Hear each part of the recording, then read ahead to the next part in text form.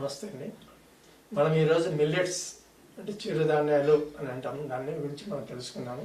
ఇవి ముఖ్యంగా మన పూర్వీకులు చాలా ఎక్కువ తిన్నారు, అందుకని వాళ్ళు ఆరోగ్యంగా బలంగా ఉండగలుగుతున్నారు. మనం రైస్ వచ్చిన తర్వాత మనలో శక్తి తగ్గిపోయింది, అంటే ఓన్లీ కార్బోహైడ్రేట్స్ ఉంటాయి. మిల్లెట్స్ తినడం వల్ల మన శరీరానికి ఎంతో రోగ నిరోధక శక్తి పెంచుతుంది, బలం వస్తుంది. దాంట్లో ముఖ్యంగా రాగులు, సజ్జలు, తర్వాత కొర్రలు, తర్వాత ఇవి ముఖ్యంగా మనము ఉపయోగించేటివి.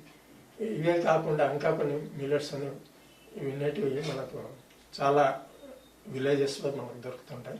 ఇవి తీసుకోవడం వల్ల మనకు కార్బోహైడ్రేట్స్ తక్కువ ఉంటాయి, ప్రోటీన్స్, ఫైబర్ ఇలాంటివన్నీ దొరుకుతాయి. కాబట్టి ప్రోటీన్స్ వల్ల శరీర నిర్మాణానికి, కండరాల బలానికి ఇది చాలా ఉపయోగపడుతుంటుంది. ఇదే ఫైబర్ వలన మోషన్ ఫ్రీ అయిపోతుంది, సాఫ్ అయిపోతుంది, డైజెషన్ ఈజీగా ఉంటుంది, తర్వాత కడుపు నిండినట్లుగా ఉంటుంది. అందుకే ఫైబర్ ఎక్కువ ఉండే ఆహారం తిన్నప్పుడు మంచినీళ్ళు ఎక్కువ తీసుకోవడం మంచిది.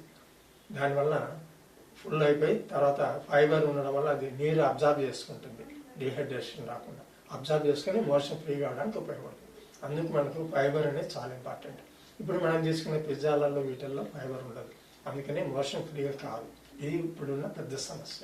ఫ్యాట్స్ ఎక్కువగా ఉంటాయి, అన్సాచురేటెడ్ ఫ్యాట్స్ ఎక్కువగా ఉంటాయి. వీటి వలన కూడా మనకు ఈ అవసరమైన ప్రోటీన్స్ కానీ మనకు శరీరానికి అవసరమైన లభించవు. తినడానికి, చూడడానికి టేస్టీగా, చూడడానికి అందంగా, తినాలనిపించే విధంగా ఉంటాయి అన్నమాట.